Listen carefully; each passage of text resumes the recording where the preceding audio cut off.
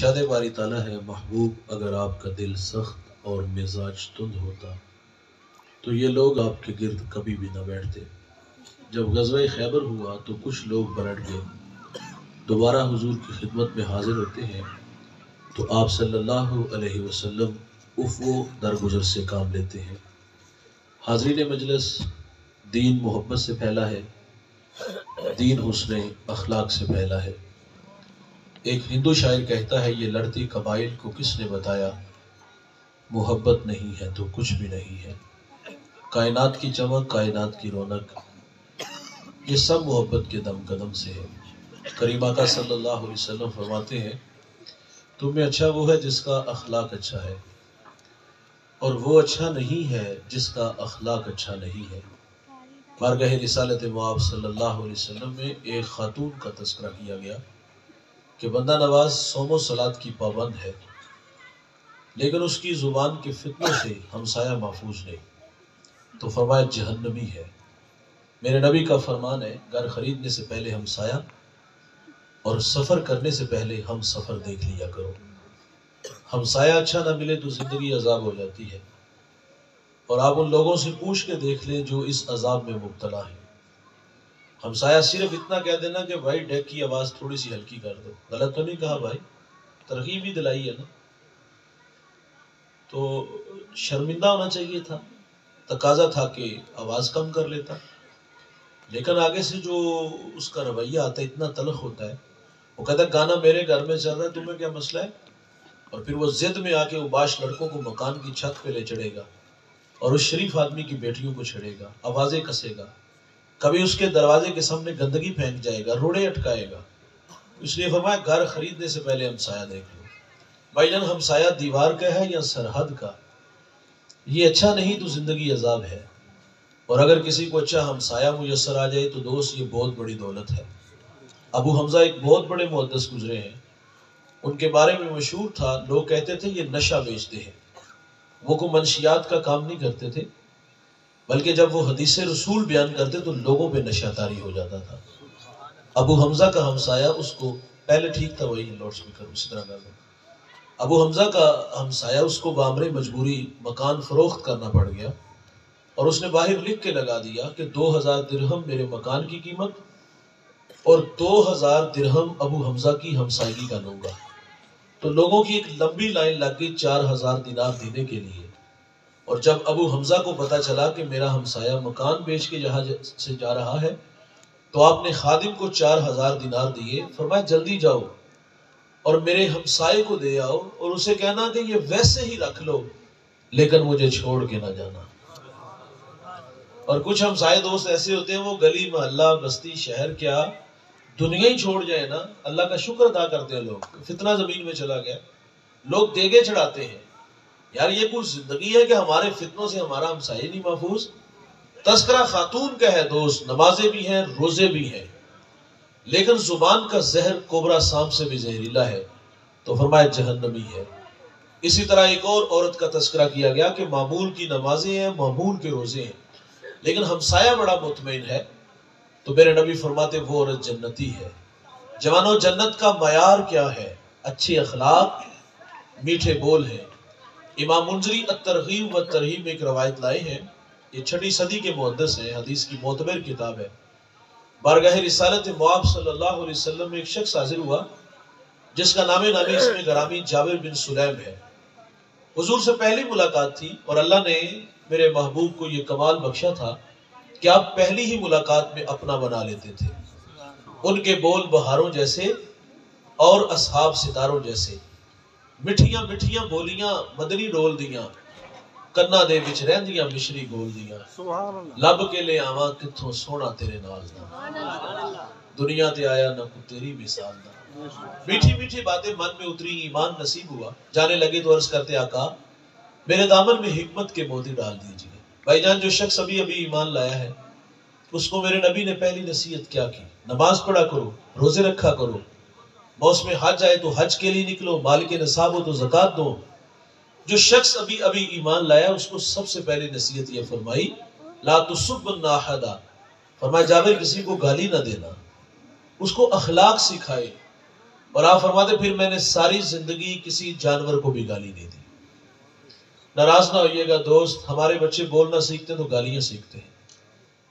اچھا ہمارے بچے کی زبان پر جب پہلی دفعہ گالی آئی تو گھر کے بڑے پریشان نہیں ہوئے کہ ہماری غفلت اور ہماری ناچاکیوں کا رزلٹ جو ہے، نتیجہ آج سامنے آ گیا۔ گھر کے بڑے سنجیدہ بھی نہیں ہوتے کہ ہمیں زندگی سے، گھر سے گالی کو نکالنا ہوگا، بلکہ ہم لوگ تو اس میں حظ لینے والے ہیں۔ رات جب افراد خانہ جمع ہوتے تو ہم تو اس بچے کو چھیڑتے ہیں، گالی نہ دے تو اس نے تقاضا بھی کر پترا جڑی سویرے گال بنو کڑی ذرا دادے نو سنا، اپنے پاپا کو سناؤ۔ یہ کوئی سنانے والی چیز ہے بھائی؟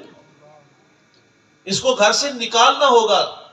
لیکن ہم نے حوصلہ افزائی کی اور اس حوصلہ افزائی کے نتائج بڑے بھیانک آتے ہیں۔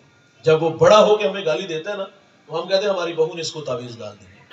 اس کا کیا قصور ہے بھائی؟ وہ تو 2 ماہ ہوئے آپ کے گھر میں آئی ہے، 25 سال تو آپ کے زیر تربیت رہا ہے، گالی تو آپ خود دے رہے ہو۔ بچے تو کوڑا کاغذ ہوتے ہیں، جو بھی تحریر لکھو گے وہ 1 منٹ ہے، آپ نے گالی لکھی ہے بھائی، نتائج گالی میں آئیں گے۔ اگر ہمارے گھروں کا ماحول قرآن پڑھنے والا ہے، حدیث پڑھنے والا ہے، محمد عربی پہ درود پڑھنے والا ہے تو اس کے بھی نتائج آئیں گے۔ میں عرض کروں گا خواجہ قطب الدین بختیار کاکی کو، کاکی ہندی کا لفظ ہے جس کا معنی روٹی ہے۔ اس نام سے شہرت قطب الدین نے کیوں پائی، کیسے پائی؟ آپ کی ماں بچپن میں بیٹے کو کھانا پیش کرتی تھی، کھانا دینے سے پہلے کہتے بیٹا مصلی بچھا، سجدہ کر اور رب سے کھانا مانگ۔ بیٹا سجدہ کرتا، ہاتھ اٹھاتا، ماں تازہ کھانا بنا کے کمرے میں چھوڑاتی، بیٹا آتا کھانا کھاتا، اللہ کا شکر ادا کرتا، کبھی کبھی ماں سے اظہار بھی کرتا، ماں میرا مالک کتنا مہربان ہے، میں دعا مانگتا ہوں وہ میری جھولی بھرتا ہے، وہ مجھے تازہ کھانا دیتا ہے۔ ماں خوش ہوتی کہ میرے بیٹے کا رب سے توکل کا رشتہ جڑ گیا ہے۔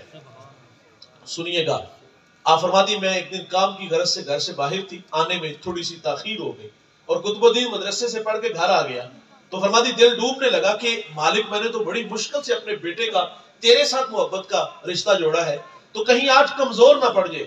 آپ فرماتی ہیں کہ میں گھر آئی تو قطب الدین محو استراحت تھا۔ فرماتی بیدار ہوا تو میں نے کہا بیٹا کھانا کھایا؟ دل ڈوبا ہوا خوف زدہ تھا کہ مالک کیا بنے گا؟ تو کہا ماں کھانا پہلے بھی کھاتا تھا لیکن جو کھانا آج ملا ہے، جو مزہ آج آیا ہے پہلے کبھی نہیں آیا۔ تو مائیں رب سے جوڑتی تھی اور یہ وہی قطب الدین ہے، ماں مدرسے میں بیچتی ہے۔ استاد کہتے بیٹا پڑھا الحمدللہ رب العالمین، ازبر تھا سیقول السفہاء من الناس، ازبر تھا تلک الرسل فضلنا بعضهم علی بعض، ازبر تھا 14 پارے سنائے۔ استاد بڑے متاثر ہوئے، بیٹا جہاں سے 14 پڑھے بقیہ 16 بھی اسی مدرسے میں اسی استاد سے پڑھ لیتے، ہجے بھی اچھی ہے، منزل خوب۔ تو عرض کرتے استاد جی میں نے کسی مدرسے میں کسی استاد سے زانو تلمس طے نہیں کیے۔ تو فرمایا بیٹا یہ دولت کہاں سے آئی؟ تو عرض کرتے استاد جی میری والدہ 14 پاروں کی حافظہ ہے، میں نے ماں سے سن سن کے حفظ کر دیے ہیں۔ اور بھائی ماں قرآن پڑھے بیٹا قاری قرآن بنتا ہے، ماں دودھ پلائے سونے محمد پہ درود پڑھے تو بیٹا دشت نینوا کو میدان کربلا بنا دیتا ہے۔ بچے بڑوں سے سیکھتے ہیں، ہم سکھائیں گے تو سیکھیں گے۔ کلاس روم میں ٹیچر نے بچوں سے سوال کیا بڑے ہو کر کیا بنو گے؟ دیکھیے ماں باپ خواب دکھاتے ہیں، ماں باپ خواب دیکھتے ہیں، اپنے بچوں سے بہت ساری توقعات وابستہ کیے ہوتے ہیں اور جو لائق فرما بردار بیٹے ہوتے ہیں وہ ان راہوں پہ دوڑتے ہیں۔ خوابوں کی تکمیل کی دوڑ ہوتی ہے، نالائق بچوں کی تو کہانی نہیں، میں لائق بچوں کی کہانی سنا رہا ہوں۔ استاد کلاس میں سوال کرتا ہے بڑے ہو کر کیا بنو گے؟ کسی نے ڈاکٹر کہہ دیا، کسی نے انجینئر کہہ دیا اور ایک بچہ کہتا ہے استاد جی میں بڑا ہو کر صحابی رسول بنوں گا۔ جھٹکا لگا، بیٹا صحابی تو وہ ہوتا ہے جس نے حضور کا زمانہ پایا ہو، سر کی آنکھوں سے حضور کا جمال دیکھا ہو، تو 14 صدیوں کے فاصلے پہ کھڑا ہے، لیکن بتا تیرے دل میں شوق کیسے پیدا ہوا؟ تو وہ بچہ کہتا ہے استاد جی میری والدہ روزانہ سونے سے پہلے مجھے ایک صحابی رسول کا واقعہ سنا کے سوتی ہے، میرے دل میں شوق پیدا ہوا ہے میں بڑا ہو کر صحابی بنوں۔ رکیے گا بھائی 2 لمحوں کے لیے، میں اور آپ دیکھیں ہم نے اپنے بچوں کو صحابہ کی محبت سکھائی؟ معذرت سے جواب آئے گا نہیں سکھا سکے، اور اس کی وجہ بھی ہم بیان کرتے ہیں، ہمارے پاس وقت نہیں ہوتا۔ 8 گھنٹے فیکٹری میں کام کیا، 8 سے 18 تک کیا تو بچوں کے لیے 1 گھنٹہ بھی نہ نکلا، ان کے ساتھ 10 منٹ بھی نہ گزارے ہم نے، اور یہ کوئی بہانہ ہے کہ ہمارے پاس وقت نہیں ہوتا؟ مجھے بتائیے اگر اس کائنات میں میرے رسول سے بھی مصروف ترین شخصیت کوئی ہوگی؟ حضور نے اپنی زندگی کو 4 حصوں میں تقسیم کیا تھا، ایک وقت اللہ کے لیے تھا، اس میں مخلوق نہیں تھی، ساری رات اللہ کے حضور کھڑے رہتے، پاؤں مبارک متورم ہو جاتے، عرض کیا گیا حضور آپ مشقت میں پڑے رہتے ہیں، حالانکہ اللہ نے آپ کی برکت سے اگلے پچھلوں کے گناہ معاف فرما دیے۔ میرے نبی فرماتے افلا اکون عبدا شکورا، کیا میں اللہ کا شکر گزار بندہ نہ بنوں؟ ایک وقت اللہ کے لیے اور ایک وقت مخلوق کے لیے، دکھیوں کے کام آتے تھے، بیواؤں کے کام آتے تھے، اور ایک وقت اپنے لیے۔ ہم عائشہ سے عرض کیا گیا حضور گھر آتے ہیں تو کیا معمولات ہوتے ہیں؟ پوچھنے والے کی غرض تسبیح و تحلیل، ذکر و اذکار کے تذکرے ہوں گے۔ سیدہ فرماتے حضور گھر آتے ہیں تو بکری کا دودھ بھی دھو لیتے ہیں، کپڑوں کو پیوند بھی لگا لیتے ہیں، جوتا بھی گانٹ لیتے ہیں۔ میرا یہاں سوال ہے، کیا یہ کام ازواج نہیں کر کے دے سکتی تھی؟ یہ ڈیوٹی صحابہ اپنے کندھوں میں نہیں لے سکتے تھے؟ حضور اپنا کام خود کیوں کرتے ہیں؟ یہ امت کی تعلیم کے لیے تھا۔ جو اپنا کام خود کرتے ہیں ان کی طبیعتوں میں عجز پیدا ہوتا ہے، اور جو اپنا کام خود کرنے کا مزاج نہیں رکھتے یا متکبر ہوں گے یا پھر وہ سست ہوں گے۔ آج کچھ لوگوں کے رویے ہم نے دیکھا، وہ کہتا ہے میری گاڑی کا دروازہ کھولنے والا ملازم الگ، میرے بوٹ پالش کرنے والا الگ، میرے کپڑے دھونے والا پریس کرنے والا الگ، مجھے کیا ضرورت پڑی اپنا کام خود کرنے کی؟ مجھے بتائیے گا بھائی، اللہ فرماتا ہے محبوب اگر آپ کو ہو تو ہم بطح مکہ کو سونے چاندی کا بنا دے، جس کے دربان ابو بکر و عمر جیسے لوگ ہو، وہ اپنا کام خود کریں، اور میں اتنا کمزور کہ میں اپنے جوتے بھی نہ اٹھا سکوں، میں بازار سے سبزی بھی نہ خرید سکوں۔ حضور اپنا کام خود کرتے ہیں۔ وہ کھانا بنانا تھا، ایک کہتے میں بکری ذبح کروں گا، دوسرے کہتے میں کھال اتاروں گا۔ حضور فرماتے کھانا بنانے کے لیے لکڑیوں کی ضرورت ہوتی ہے، میں جنگل سے میں محمد لکڑیاں کاٹ کے لاؤں گا۔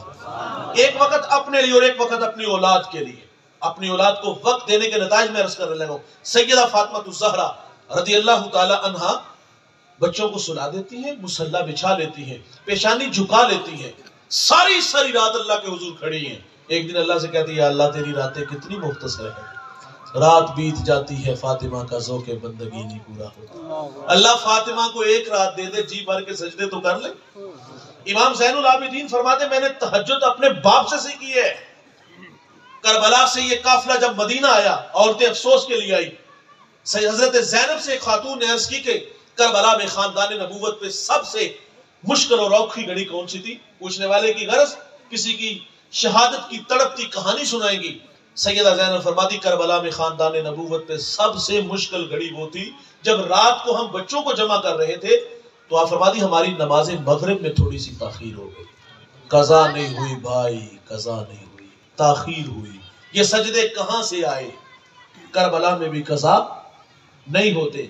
اولاد کو وقت نہیں دیں گے تو دوسروں کے ہاتھوں میں کھیلیں گے، اور ہم نے کہا کہ ہمارے پاس وقت ہی نہیں۔ جس دور سے میں اور آپ گزر رہے ہیں یہ فتنوں کا دور ہے، اور گلی گلی فتنے ہیں، گلی گلی صحابہ کے گستاخ ہیں۔ اسلام آباد سے کراچی تک جو تبرے بولے گئے آپ کو نہیں پتا؟ ان لوگوں کے عقائد آپ لوگوں کے سامنے نہیں؟ معاذاللہ 6 صحابہ کے علاوہ معاذاللہ یہ کہتے سب جہنمی ہیں، مفاد پرست تھے، حق غصب کیا گیا، سیدنا صدیق اکبر کو گالیاں دی گئی، حضرت عمر فاروق کے بارے میں کہا مجھے اپنی عمر سے اس لیے نفرت ہے اس کا نام عمر ہے۔ یہ باتیں آپ نے نہیں سنی؟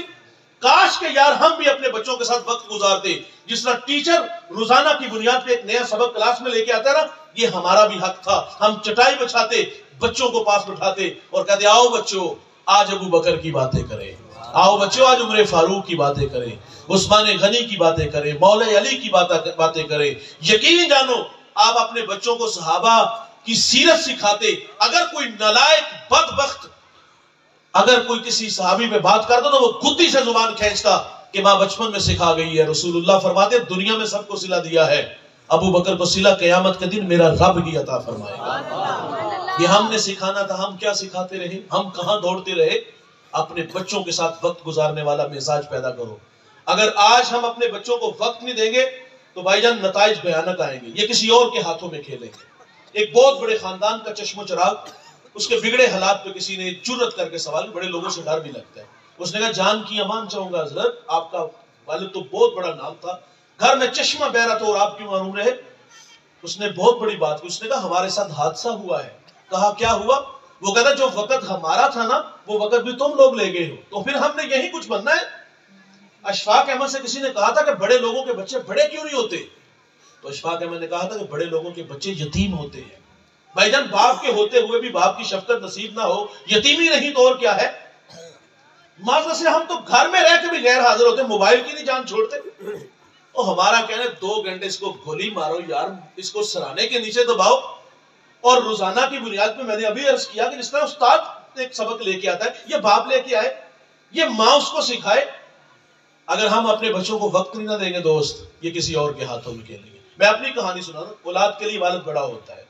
بحیثیت باپ میں عرض کرنے لگا ہوں. میرا چھوٹا سا بیٹا 2.5-3 سال اس کی عمر تھی، تو میرے ساتھ ایک دن وہ سفر میں تھا، تو بڑا سیانہ ہے ماشاءاللہ، یہ قدرتی اللہ نے اس کو کچھ چیزیں عطا کی. اس نے ایک بڑی اچھی سی بات کی. میں نے اسے کہا بیٹا یہ آپ نے کس سے سیکھی ہے؟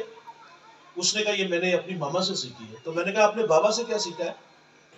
یقین جانو اس بچے نے جو بات کی، دل کے دروازے پر جھٹکا لگا اور فیصلہ کرنے پہ مجبور کیا کہ مولوی صاحب آپ دروس دو، نکلو میدان میں، لیکن اپنی اولاد کو بھی ٹائم دو. ہمارا کام کہ ہم صبح نکلے، شام کراچی ہیں، پھر وہاں سے اڑے جناب ہم چلے گئے ادھر دوسری طرف اسلام آباد چلے گئے. 2-2 4-4 5-5 دن ہم گھر میں نہیں جا رہے. ایک دن میں 8 پروگرام، کہیں 10 پروگرام. گھر گئے، بچے سوئے ہیں، صبح اٹھے تو وہ اسکول چلے گئے اور ہم نیند پوری کر کے پھر نکل گئے.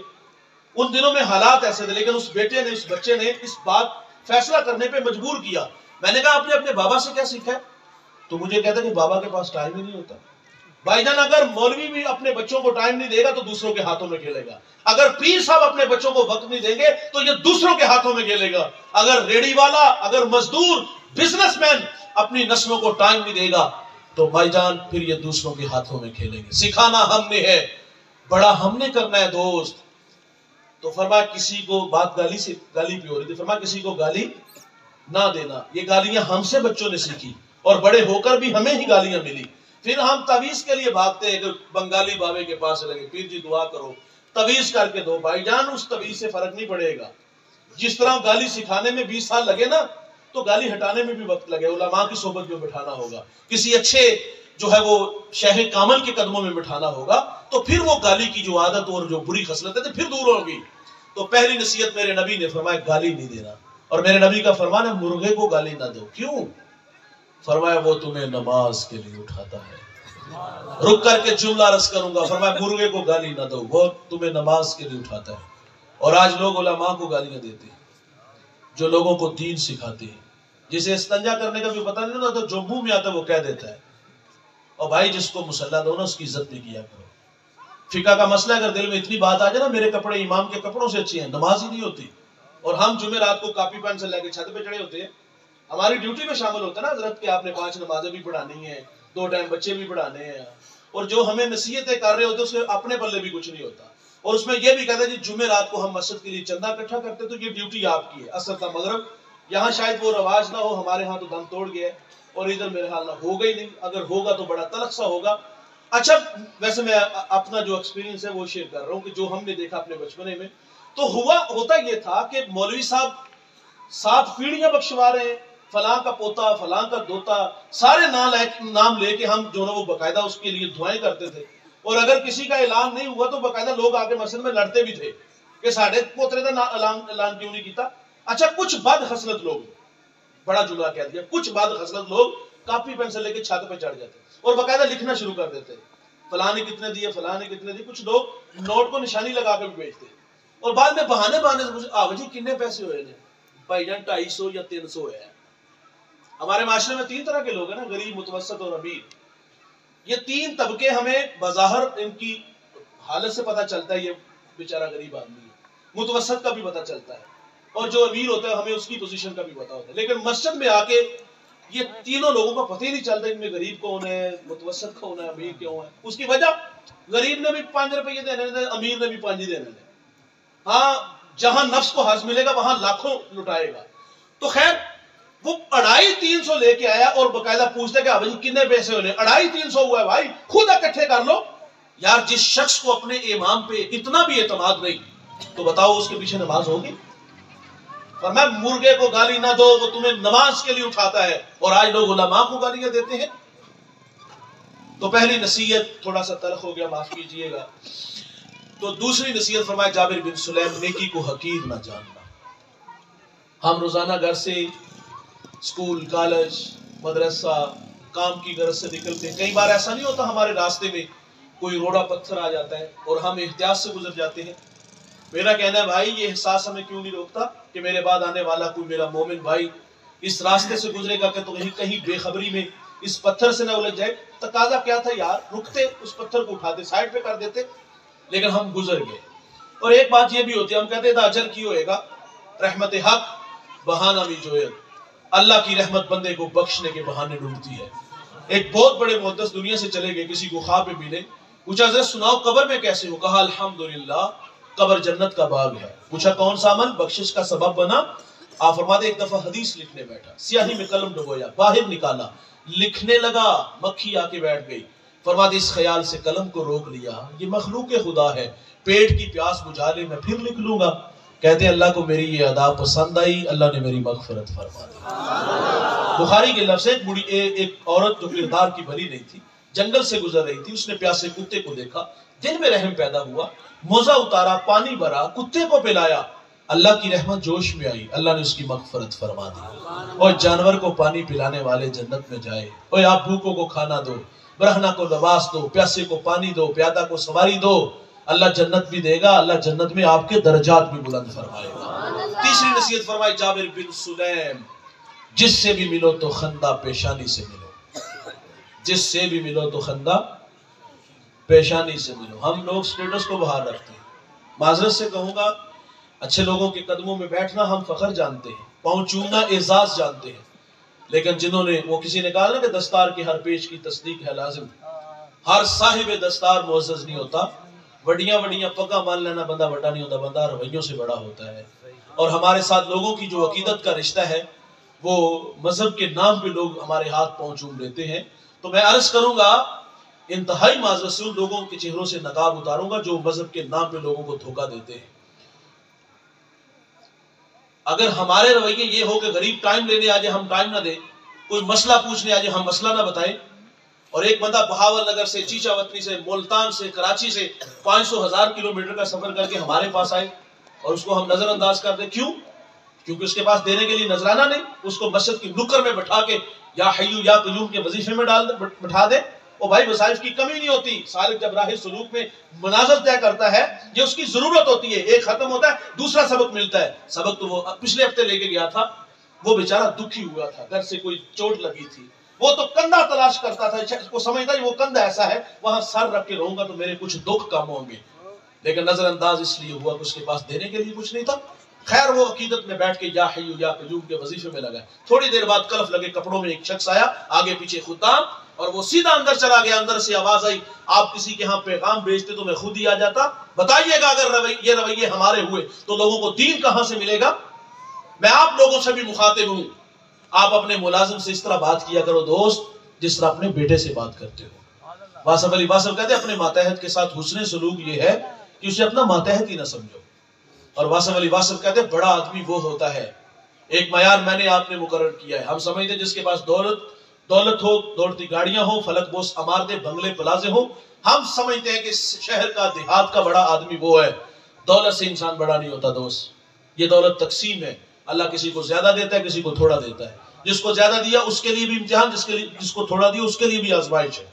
دولت سے بڑا نہیں ہوتا بھائی۔ واصف علی واصف کہتے ہیں بڑا وہ ہوتا ہے جس کی صحبت میں بیٹھنے والے لوگ خود کو چھوٹا نہ محسوس کریں، خود کو چھوٹا محسوس نہ کریں۔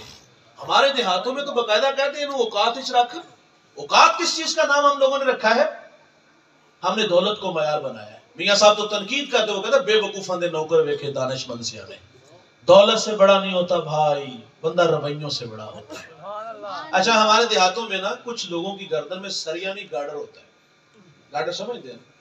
وہ سارا دن اسی نشے میں گھومتے پھرتے ہیں کہ لوگ مجھے آگے بڑھ کر کے سلام کریں۔ کچھ بے نیاز بھی ہوتے ہیں، اور میں سمجھتا ہوں بعض جگہ پہ طبیعتوں میں بے نیازی ہونی چاہیے، ایسے متکبر لوگوں کے پاس بے نیازی سے گزرنا بھی چاہیے، یہ بھی صدقہ ہے۔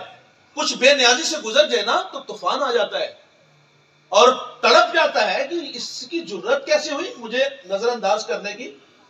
آگ بگولا ہوتا ہے، گزرتے لوگوں کو پوچھتا ہے کہ یہ کتاب اترے، اور جس کا بھی ہے بھائی تم بڑھ کے سلام کر لو۔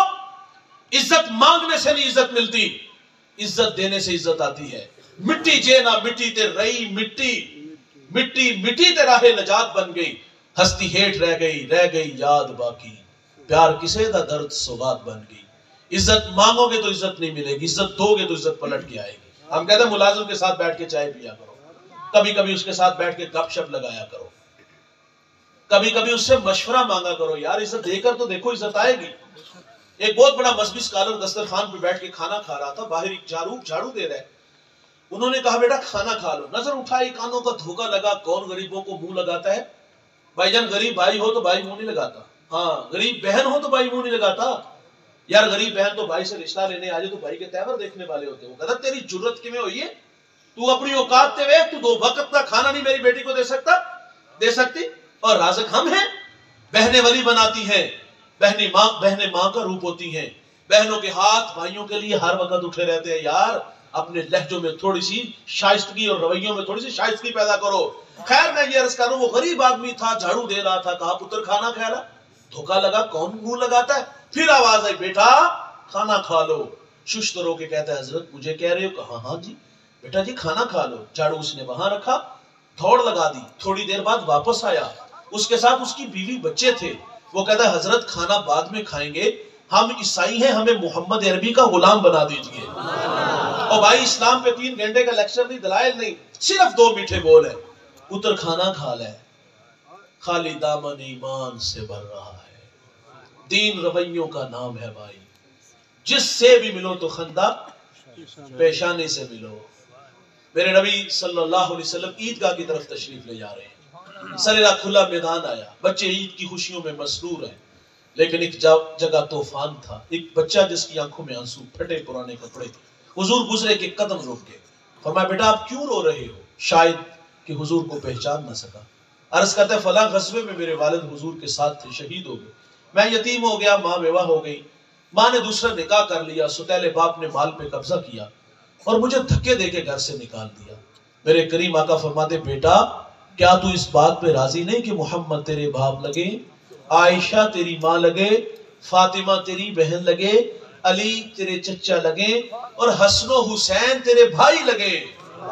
وہ بچہ کہتا ہے یہ رشتے میرے ہیں. حضور فرماتے تیرے ہیں، آج سے تیرے ہوئے. اس نے کہا اگر یہ میرے ہیں تو مجھے اور کیا چاہیے. سنیے گا صاحب، عیدگاہ میں انتظار ہو رہا ہے اور حضور اس بچے کو لے کے گھر آئے، اس کو اچھے نئے کپڑے پہنائے، پھر انگلی تھامی عیدگاہ کی طرف تشریف لے آئے. سریرا کھلا میدان آیا. بچے پھٹی نگاہوں سے دیکھ کہتے او بھائی ابھی رو رہے تھے. فخر سے کہتا ہے بھوکا تھا کھانا ملا، ننگا تھا لباس ملا، یتیم تھا ابو جی محمد ملے، عائشہ ماں ملی، فاطمہ بہن، علی چچا، حسن حسین بھائی. وہ کہتا ہے اب بیمار ہوں. یہ ہے اخلاق دوست، یہ ہے رویے، یہ ہے کردار. جس سے بھی ملو خندہ پہ. امام راضی نے ایک یتیم کو بیان کیا، والد دنیا سے چلا گیا، ماں کے تن پہ جو قمیض تھی جگہ جگہ سے پھٹی تھی. ماں سے کہتے ماں اجازت دو چچا سے قمیض لے آؤں. کہا بیٹے تو عرب کی روایت سے واقف نہیں، قمیض نہیں ملے گی دھکے ملیں گی. بچہ تھا تھوڑا سا ماں سے محبت میں الجھا، رشتوں کی قدریں بتانے لگا. ماں جانتی تھی کہ اس کے ساتھ کیا ہونے جا رہا ہے، لیکن اجازت دے دی. یہ چچا کے دروازے پر آیا، دستک دی. اندر سے چچا نہیں چچا کے بیٹے آئے، ان سے باتیں کرنے لگا. اس نے کیا کہا تھا؟ یہ کہا ہوگا کہ چلو باہر کھیلنے، یا کل کا کوئی پروگرام بنانے آیا تھا. وہ کیا کسی مفکر نے کہا تھا کہ غریب کی جوانی جنگل کا پھول اور سردیوں کی چاندنی یوں ہی بیکار جاتی ہے.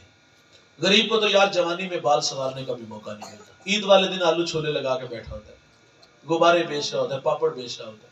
یہی کہا ہوگا تمہاری چچی کے تن پہ قمیض جگہ جگہ سے پھٹی ہے اور میں سوالی بن کے ہوں، قمیض دے دو. یہ باتیں ہو رہی تھی کہ اتنے میں چچا آ گیا. اپنے بچوں کو پچھلے کمرے میں بھیجا. بھائی جان مجھے بتائیے گا کیا بھتیجے کو دیکھ کر کے بچھڑا بھائی یاد آیا؟ آنکھیں نمناک ہوئی، دل میں گداز اترا، شفقت کے بازو پھیلے. ہم نے پڑھا ہے بھائی. اس نے عرب کی روایت نہیں توڑی، دھکا دے دیا. کہتا منحوس پلٹ جا کہیں تیری نحوست کی وجہ سے میرے بچے یتیم نہ ہو جائیں. آب گینائے دل ٹوٹ گیا، آنکھوں سے آنسو بہ نکلے. میرے نبی فرماتے جب یتیم روتا ہے تو اللہ کا عرش بھی کانپ اٹھتا ہے. وہ دکھتا ہوا دل لے کے واپس پلٹا. سرے راہ حضور کے غلام سے ملاقات ہوئی. کہا پتر تینوں کنے روایا؟ اس نے کہا عرب کی تل ہواؤں نے بھائی. کہا کیا ہوا؟ کہا چچا نے مارا ہے. کہا گھبرا نہیں بیٹا، وہ آ گیا ہے جو دکھیوں کے دکھ بانٹتا ہے، جو بے سہاروں کو سہارا دیتا ہے.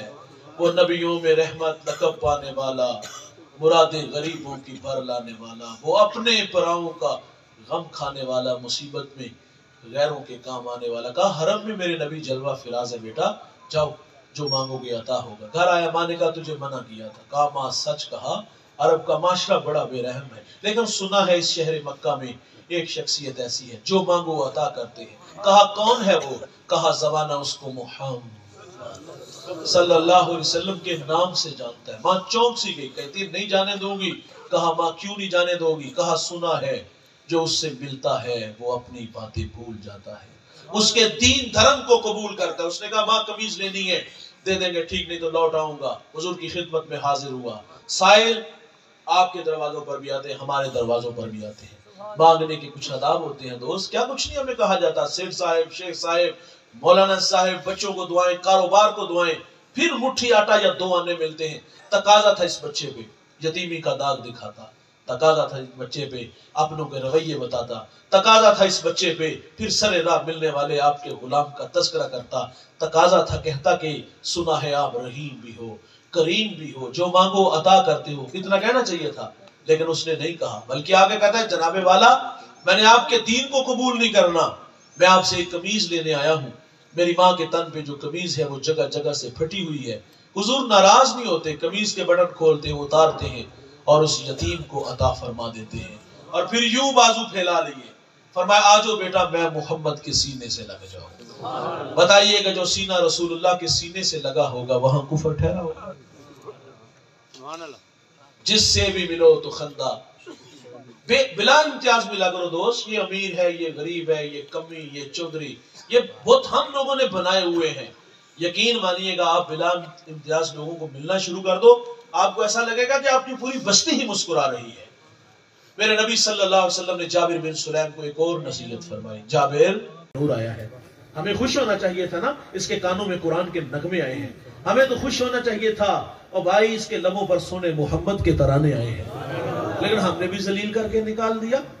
مسجد ویران ہے بھائی، جا کے حالت دیکھ لو، کنال میں مسجد ہوتی 10 نمازی نہیں ملتے۔ اقبال اندلس کے کرتا ہوا مسجد جس کے 1400 ستون ہیں، اجڑا دیکھا تو اقبال پھوٹ پھوٹ کے رویا تھا کہ رو رہی ہے آج ٹوٹی ہی مینا اسے، کل تلک جس ساکی کے گردش میں پیمانے رہے، خیر تو ساکی صحیح مگر پلائے گا کسے، اب نہ میں کش باقی رہے نہ میں خانے رہے۔ اقبال کہتا ہے فائز قوم کی وہ پختہ خیالی نہ رہی، برق تباہی نہ رہی، شعلہ میں کالی نہ رہی، رہ گئی رسم اذان روح بلالی نہ رہی، فلسفہ رہ گیا تلقین غزالی نہ رہی، مسجد مرثیہ خواہاں کے نمازی نہ رہے۔ یعنی صاحب اوصاف وہ حجازی نہ، ویران ہے یار اللہ کے گھر، ہمیں تو خوش ہونا چاہیے تھا، لیکن ہمارے رویوں سے وہ بیزار ہو کے پھر اندھیر نگری میں چلا گیا۔ ہم نے بازار میں تڑپتا، ہم نے مسجد میں سلگتا ماحول دیکھا، اور آئیے گھروں کا ماحول دیکھیے گا، اور بالخصوص یہ جو سسرال کا معاشرہ ہے یہ تو انتہائی ظالم معاشرہ ہے۔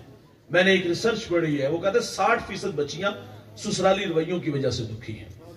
بہو سے چینی کا کپ ٹوٹ جائے نا، کیا اوقات ہے بھائی اس کی، ہاتھ سے گر گیا یار، جان بوجھ کے نہیں پھینکا، ٹوٹ گیا، ٹوٹنے والی چیز تھی، بازار سے نہیں بھی آ جائے گی، تو رویے دیکھنے والے ہوتے ہیں۔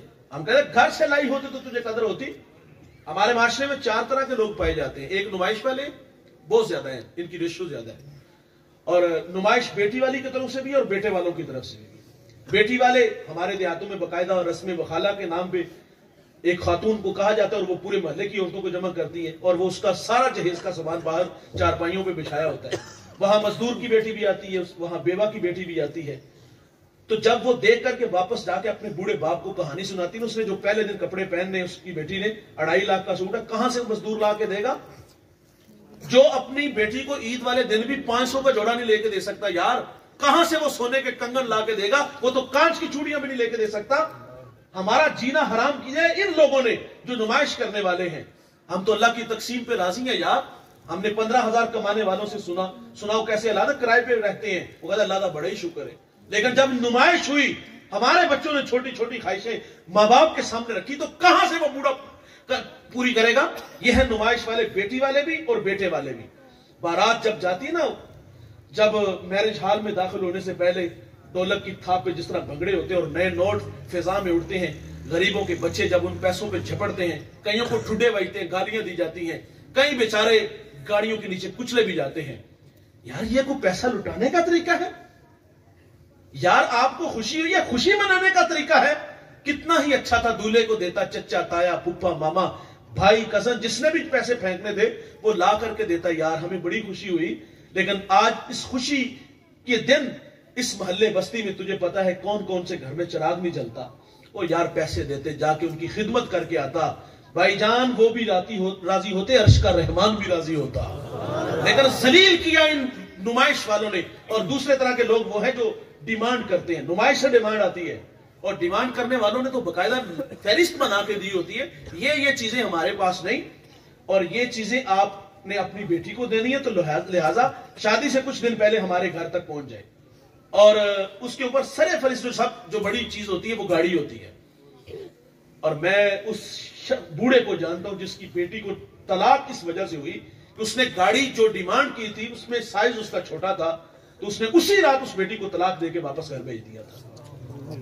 اتنے چھوٹے ہو کہ ہم یار، چاندی اتر آئی بیٹیوں کے بالوں میں، مفلس کو پھر امید ہے کہ برات آئے گی۔ کتاب زیست کا ایک اور باب بیت گیا، جہیز بن نہ سکا اور شباب بیت گیا۔ گھروں میں بیٹیاں بوڑھی ہو رہی ہیں، بوڑھا باپ کہاں سے جہیز لا کے دے؟ یہ ڈیمانڈ والے ہیں۔ اور تیسرے ہیں جن کی نشاندہی میں کرنے لگا ہوں، جن پہ میں نے بات کرنی ہے۔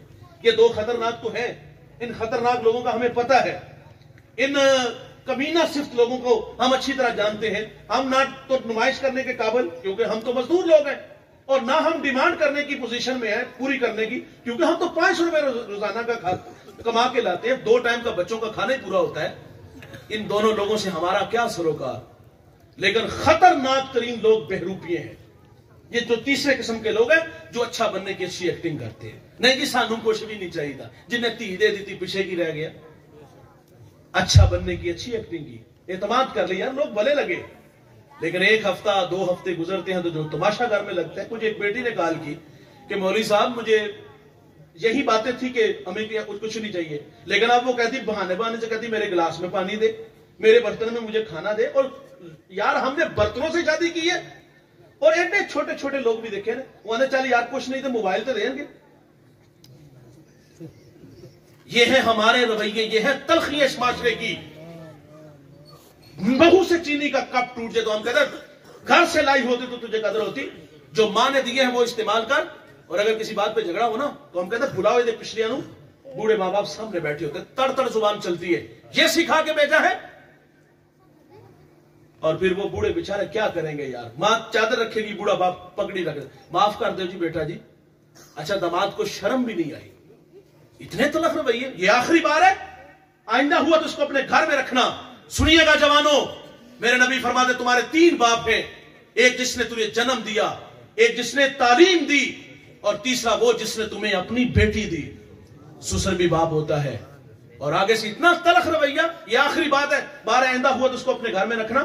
اور وہ پھر بیٹی کے آگے بھی ہاتھ جوڑتے ہیں، پتر سورہ جوڑا پہن کے آئی تھی، سفید پہن کے قبروں میں چلے جانا۔ حسرت بھری نگاہوں سے وہ بیٹی جو گھر کی رونق تھی، جو جگر کا ٹکڑا تھا، اپنے ماں باپ کو رسوا ہوتے ہوئے دیکھ کر کے پھر آ کر کے بیٹی کے آگے کپڑا پھینک کے اور گزارش کرتے ہوئی بوڑھی ماں، بوڑھا باپ کہتا ہے سرخ جوڑا پہن کے آئی تھی، سفید پہن کے قبروں میں چلے جانا۔ وہ کہتی ماں 2 وقت کا کھانا نہیں دے گی، رہنے کو ایک چارپائی نہیں ملے گی۔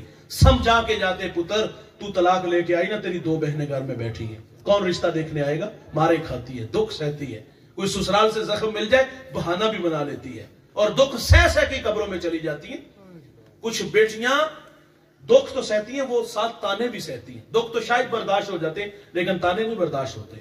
کچھ بیٹیاں ایسی ہوتی ہیں ان کے باپ شرابی ہوتے ہیں، اور کچھ بھائی ایسے ہوتے ہیں، ان کے بہنیں ایسی ہوتی ہیں جن کے بھائی شرابی ہوتے ہیں۔ ساری زندگی شرابی کی بیٹی اور شرابی کی بہن کہلاتی ہے۔ وہ تو بیچاری پہلے ہی بڑی دکھی ہے یار، ہمارے رویوں سے اور دکھی ہوئی۔ اچھا کچھ بیٹیاں ایسی ہیں جن کے ہاں اولاد نہیں ہوتی۔ بتائیے گا دوست مجھے اولاد کون دیتا ہے؟ اللہ دیتا ہے۔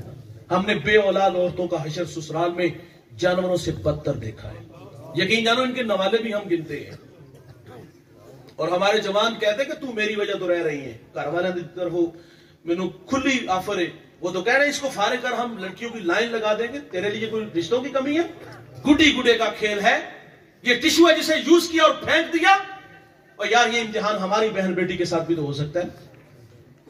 اولاد نہ ہو تو نہیں جینے دیتے، اور اگر اولاد ہو تو صرف بیٹیاں ہوں پھر بھی نہیں جینے دیتے۔ میں نے اللہ سے دعا کی، میری شادی ہوئی، میں نے کہا یا اللہ مجھے پہلی بیٹی عطا کرنا۔ میرے لیے دن وہ بہت بڑا تھا جب میرے گھر میں رحمت اتری، اللہ نے میری دعا قبول کی۔ हम हॉस्पिटल में थे तो साथ वाले कमरे से रोने की आवाज आई। मैंने माँ जी से कहा देखे अल्लाह खैर फरमाए, माँ चल बसी या बच्चे को कुछ हुआ? तो मुझे वापस आके बता दी चौथी बेटी हुई है। इस बात का रोना पड़ा है। और हम तो एक उंगली भी नहीं बना सकते। दोस्त तकदीर से क्यों उलझते हैं? मुझे फैसलाबाद से गुड़िया निकाल की बोली साहब दुआ करो अल्लाह मेरी बेटी को बेटा दे। मैंने कहा माँ पहले औलाद कोई नहीं, कहती 4 बेटियां। मैंने बेटियां रहमत हैं। मुझे रोग उस गुड़िया ने कहा बोली साहब उन्होंने धमकी दी हुई है, अगर बेटा ना हुआ तो उसको अपने घर में रखना। बहुत सारी बेटियों को तलाक इस वजह से हुई कि वो ज्यादा बेटियां जन्म देती है। और तलाक दिलाने वाली भी औरत है, वो भी तो किसी की बेटी थी। ना हो तो नहीं जीने देते, बेटियां हो तो नहीं जीने देते। और ऐसी बेटियों के लिए दूसरे दिन हमने कटारे में खड़े करके रुस्वा करते। एक घर का फैसला था, मुझे बुलाया गया, बात सुनी, कोई इतनी बड़ी बात नहीं थी। वो हमारे देहातों में कहते आटा गुननी थी हिलनी की, छोटी छोटी बातें होती। मैंने कहा चलो ये माँ जी जान लो माफ कर दे। रौनक भरा लहजा, पांव से जूता उतारा, उसके भाई के मुंह पे मारा। आवाज थी जुत्ती पूरी आई ना आई तो ला के सड़ चढ़ी। सर पकड़ के बैठ गया। कोई मर्द बात करता तो बहस करता, ये औरत औरत के बारे में कह रही है। और मेरे नबी तो औरत को इज्जत अता फरमाते हैं। सैयदा आयशा रज़ी अल्लाह ताला अन्हा पानी नोश फरमा रही है। हुजूर फरमाते आयशा इसमें कुछ बचा लेना। उन्होंने बचा लिया। हुजूर फरमाते अब ये बताएं कि आपने कहां होंठ रख के पानी पिया? अर्ज की हुजूर मैंने यहां होंठ रखे, मेरे मोहम्मद वही लब रख के पानी पीते हैं। तो हुजूर औरत को इज्जत। सैयदा खदीजा रज़ी अल्लाह ताला अन्हा का वक्त विसाल आपने अपनी बेटी फातिमा को फरमा बेटी जाओ अब्बू से कहो वही के वक्त जो चादर आपके कंधों पे होती थी वो मुझे अता कर दे। आपने आके अर्ज किया। हुजूर फरमाते बेटा जाओ माँ जी से अपनी वालिदा से पूछो कि वो चादर करनी क्या है। आप घर आती तो हुजूर भी तशरीफ ले आए। फरमाया खदीजा खैरियत? अर्ज की हुजूर बतौर बरकत कफन के लिए ये चादर अपने साथ ले जाना चाहती हूँ। आका फरमाते आप चादर मांग रही हो, अगर मेरे जिस्म की जिल्द भी मांगती मैं तुम्हें वो भी उतार के दे देता। वो हुजूर औरत को इज्जत दे, हम पांव का जूता कहे। हकीम लुकमान से किसी ने कहा था आपने लोगों का इलाज किया, शिफा कैसे मिली? कहा 2 पुड़ियां थी मेरे पास। कहा कौन कौन सी? कहा फर्क भी बड़ी जल्दी पड़ेगा। कहा कौन कौन सी? कहा एक मोहब्बत और दूसरी इज्जत। किसी ने कहा फर्क ना पड़े तो कहा मिकदार बढ़ा दिया करो। माफ करने वाले बनो यार, दरगुजर करने वाले बनो। एक बात याद रखिएगा जवानों, बहुत बड़ी बात दे के जा रहा हूं, इसको पल्लू से बांध लीजिएगा। कभी घर में अगर कोई ऐसा मामला हुआ तो ये बात आपको सहारा देगी। मियां बीवी और तीसरा अल्लाह, जब तक ये 3 होते हैं ना घर नहीं बर्बाद होते। हमारी जिंदगी में जब भी कोई चौथा बंदा आया ना उसने घर बर्बाद किया। मुझे एक साहब कहते हैं जी मेरा फैसला मेरे बहनोई करेंगे और बड़ी हमशीरा। मैंने कहा बहनोई अपनी जगह पे। अच्छा कुछ घरों में ये खाते पीते जो दामाद होते हैं ना, ये बाज़ हमारे बड़े भी ने फैसला का इख्तियार देते हैं। ये लोग इख्तियार जब लेंगे तो रद्दी अमल के तौर पर जिद आएगी, 2 घर बर्बाद होंगे। मैंने कहा भाई नाराज ना होइएगा, आपके मुंह में दूध के दांत है, फीडर पीते हो यार हम अपना फैसला खुद नहीं कर सकते। मेरे नबी फरमाते तुम्हें औरत की कुछ बातें अच्छी नहीं लगती, कुछ अच्छी हैं, फरमाया वो देख के दरगुजर कर दिया करो। लेकिन हम इतने गुस्सीले, इतने जज्बाती हैं। बात छोटी सी, फोन उठाया और उसके बाप को कॉल करके कहा साढ़े अली नहीं हुआ के ला रहे अकेला। हम तो सारी रात खराटे भरते रहे, लेकिन हमें क्या खबर यार उन बूढ़ों की सारी रात किस तरह मुसल्ले पे तड़प की गुजरी। हाँ ये देखना होगा भाई। और माफ करने वाले बनो यार। अपने कमरे की माना कि कुछ औरतों की बुरी आदतें होती हैं और वो घर को बास का जहन्नम भी बना देती है, लेकिन भाईजान बहर सूरत वो किसी की बेटी भी तो है। उस बेटी को भी मैं आप ऐसे हमारे सामने केस आते हैं, कुछ तलखियां दूसरी तरफ से भी होती है। मैं उन बेटियों को भी कहूंगा कि खुदा के लिए जिस तरह पीछे माँ बाप छोड़ के आई ये भी माँ बाप है, जिस तरह पीछे बहन भाई है ये भी बहन भाई है, ये भी रिश्तों की कदरों को जाने। लेकिन हमने ज्यादा जो रवैये देखे हैं, तलाक की रेशो जो ज्यादा देखी है और घर उजड़ते जो हमने देखे वो मर्दों की तरफ से ज्यादा होते हैं। तो इसलिए भाई दरगुजर करने वाला मिजाज पैदा करो, माफ करने वाला मिजाज पैदा करो। ये आखिर पे 1-2 बातें गुफ्तगू समेट लेता हूं। एक दफा दुरूशी पढ़िएगा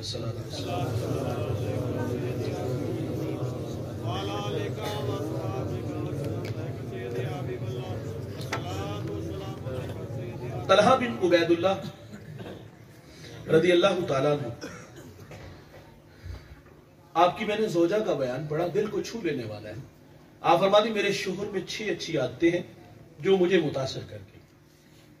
6 अच्छी आदतें एक अच्छे शोहर में होती है। वो कौन कौन सी हैं? आप फरमाती मेरे शोहर की अच्छी आदत यह है जब ये घर आते हैं ना तो मुस्कुराते हुए आते हैं, और जब ये घर से जाते हैं तो आप फरमाती मुस्कुराते हुए जाते हैं। آتے بھی مسکراتے جاتے بھی مسکراتے. اور تیسری اچھی عادت آپ فرماتی میرے شوہر کی یہ ہے کہ یہ خرچ دینے میں بخل نہیں کرتے. خرچ دینے میں یہ شوہر کی ذمہ داری ہے نا. ہم باہر دوستوں میں ہوں تو 10,000 کا کھانا کھائیں گے, 2 لاکھ مری اڑائیں گے, گھر میں 500 روپیہ خرچ دیا ہے اس کا بھی حساب لیتے ہیں. اچھا کچھ لوگوں کی ہم نے عادتیں دیکھی ہیں, کیونکہ دیہات کے ہیں اور دیہات میں یہ مسائل ہماری نظروں سے گزرتے ہیں. 500 روپیہ دیا اس کا حساب بھی لیتے ہیں. اور بعض تو اتنے چھوٹے چھوٹے لوگ ہم نے دیکھے وہ کہتے ہیں یہ پیچھے چاہیے, اور جس نے پال پوس کے جوان کر کے پڑھا لکھا کے آپ کے ساتھ بھیج دی, یار وہ آپ کے 500 روپے کے بھوکے ہوں گے. یہ ایک سوال ہے یار. خیر یہ گھر کے بعض کو تو بڑے بھی بات کر دیتے ہیں. اور چوتھی اچھی عادت آپ فرماتی میرے شوہر کی یہ ہے کہ یہ ان سے کبھی خرچ مانگنے کی ضرورت بھی نہیں پڑی. یہ شوہر کی ذمہ داری ہے. دیکھیے میاں بیوی کا جو رشتہ ہے نا یہ بڑا بے تکلف سا رشتہ ہے. شوہر سے بیوی خرچ مانگنے میں جھجک محسوس نہیں کرتی. تو شوہر اگر یہ ذمہ داری اپنے کندھوں پہ خود لے لے تو گناہ تو نہیں, وہ گستاخ تو نہیں ہوگا. میں اشارے کنائے سے بات کر رہا ہوں, بات کو آگے بڑھا لیتے ہیں. پانچویں اچھی عادت آپ فرماتی میرے شوہر کی یہ ہے, اللہ اکبر, یہ بہت بڑی عادت. آپ فرماتی میں ان کا کوئی کام کر دیتی ہوں نا, کھانا یا کپڑے دھو کے دے دیتی ہوں, تو یہ میرا شکریہ بھی ادا کرتے. وہ ایک پیر صاحب مرید کے گھر گئے, کھانا بڑا اچھا بنا تھا. کہا ذرا اپنی بیوی کو تو بلاؤ. کہا بیٹا آپ نے کھانا بڑا اچھا بنایا. تو وہ رونے لگی. پیر صاحب نے کہا پتر تو شرمندہ ہی کر چھڑے, میں تو تیری تعریف کر رہے ہیں. اس نے کہا حضرت آپ کی بات پہ نہیں رونا آیا, آپ کے مرید پہ رونا آیا. میں جب سے اس کے نکاح میں آئی ہوں اس نے کبھی نہیں کہا تو نے کھانا بڑا اچھا بنایا. انسانی فطرت ہے نا, وہ حوصلہ افزائی کا محتاج ہوتا ہے. حضور گھر تشریف لائے, کھانا پیش کیا گیا. حضور نے پوچھ لیا گھر میں کھانے کو ہے, تو عرض کی حضور روٹی اور سرکہ ہے, سالن نہیں ہے. فرمائے لے آئے. حضور سرکے سے روٹی کھاتے اور کیا فرماتے, واہ واہ سرکہ تو بڑا ہی اچھا سالن ہوتا ہے. سرکہ بڑا ہی اچھا سالن. ہمارے گھر میں 3 گھنٹے لگ کے کھانا بنتا ہے. کبھی کبھی ہوتا ہے صاحب کھانے میں نمک مرچ کا مسئلہ آ جاتا ہے, تو حضرت کے تیور دیکھنے والے پہلے تو گولی ڈال کے دیکھا, پھر برتن اٹھا کے دیوار سے مارے گا, اور آواز کہ تیری ماں نے تینوں کھانا بنانا نہیں سکھایا. معذرت سے بھائی ہمیں کسی نے بولنا بھی نہیں سکھایا, یہ کوئی رویے ہے. چھٹی خوبی اور بہت بڑی خوبی, اور اسی پہ گفتگو سمیٹتے ہیں. چھٹی خوبی آپ فرماتی میرے شوہر کی یہ ہے, میں سمجھتا ہوں اگر اسے ایک بات پہ عمل کر لیا جائے طلاق کی ریشو کم ہو جائے. ہمارے پاس روزانہ کی بنیاد پہ دارالافتاء میں لائنیں لگی ہوتی ہیں. طلاق کے مسائل نہیں پوچھنے آتے. مجھے 25 سال ہو گئے قبلہ کے پاس, میں نے 25 سالوں میں ایک شخص بھی ایسا نہیں دیکھا کہ جس نے طلاق دینے سے پہلے طلاق کے مسائل پوچھے ہو. بلکہ میں نے 25 سال میں جتنے بھی لوگ ملے ہیں وہ طلاق دینے کے بعد طلاق کے مسائل نہیں, طلاق کا حل نکالنے کے لیے آتے ہیں کہ مولوی جی انہوں حل کر دو, ایک بات پہ عمل کر لو, طلاق کی ریشو کم ہو جائے گی. آپ فرماتی میرے شوہر کی اچھی عادت یہ ہے کہ اگر کسی بات پہ تکرار ہو جائے, نزاع پیدا ہو جائے, تو آپ فرماتی میرا شوہر مجھے بہت جلد معاف کر دیتا ہے. اور ہم کیا کہتے ہیں 6 مہینے لگوائے یہ کل ٹکا نہیں آئی. معذرت سے بھائی یہ 6 ماہ ہماری بہن بیٹی کو کوئی لگوائے تو ہمیں اچھے لگے گا, معاف کر دیا کرو یار. فرمایا کسی کو شرمندہ نہ کرنا, شرمندہ کرنا اخلاق سے گری ہوئی بات ہے. حضور کی اقتداء میں صحابہ نماز کے لیے کھڑے ہیں, ایک صحابی کی ہوا خارج ہوگی. اس بات سے بہت کچھ سیکھ سکتے ہیں اسی پہ انشاءاللہ. ہوا خارج ہوگی اور وہ اٹھنے لگے. اٹھتے تو نمایاں ہوتے, وضو خانے جانا تھا. ابھی اٹھنا ہی چاہ رہے تھے کہ حضرت عبداللہ بن عباس رضی اللہ تعالیٰ عنہ حضور سے عرض کرتے, حضور اگر اجازت ہو تو ہم سب جا کے وضو بنائیں. اب کیا خبر کہ کس کی ہوا خارج ہوئی, شرمندہ ہی نہیں ہو رہی, اور ہم لوگ قدم قدم پہ ذلیل کر دیتے, رسوا کر دیتے. اللہ مجھے آپ کو اچھے اخلاق عطا فرمائے.